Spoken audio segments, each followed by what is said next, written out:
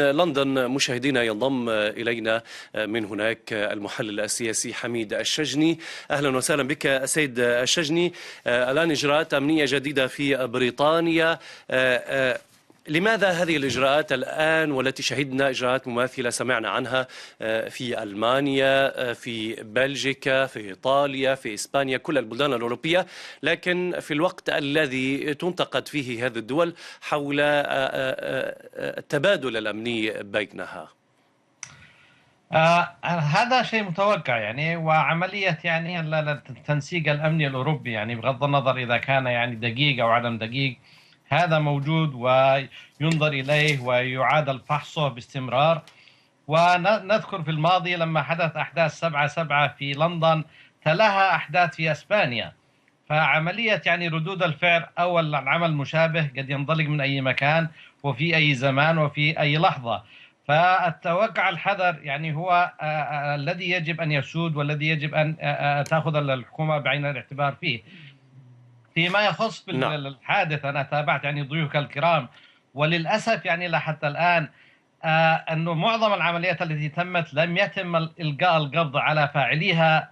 كان العملية عملية يعني قتل معظمهم أو انقتلوا جميعهم، فلم يعرف الدافع إلى حتى الآن. وهناك يعني العديد من المخابرات الدولية التي تلعب في الأوساط، هناك العديد من القضايا المتشابكة. وعلى سبيل المثال الحصر يعني في باريس، لا يعني الأسبوع الماضي تم عمل يعني مؤتمر المعارضة ضد إيران، وبدعم يعني من دول المنطقة في الشرق الأوسط، السعودية على رأسها وكثير من الدول الأخرى. فهناك يعني عملية ضبابية كبيرة جدا جدا. لا، لم أفهم.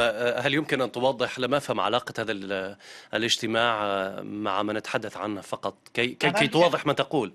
السعودية يعني بادرت بالقول إلى أن إيران قد يكون لها وسوريا قد يكون لها يعني ضلع في عملية التفجيرات. فأنا أقول هناك من يصطادوا في الماء العكر من المخابرات الدولية، وعايزين يعني يضربوا الأطراف في بعضها، والأحداث الدولية يعني متداخلة. يعني نظرية المؤامرة في رأيك سيد الشجني؟ هي ليست نظرية مؤامرة بقدر ما هي نظرية يعني لأن في العالم العربي سيد الشجني تعودنا أنه بعد كل حادثة يتم نسج قصة خيال حول مؤامرة كونية يقف وراءها أشخاص لا نعرفهم ومخابرات، وكأننا نشاهد فيلم لجيمس بوند في أفلام السينما. لكن الحقيقة موجودة. هناك تنظيم الدولة الإسلامية تقتل مسلمين، مسيحيين، تقتل أتراك، إيرانيين، عراقيين، سوريين، الذين قتلوا في نيس سيد الشجني من كل جنسيات متعددة.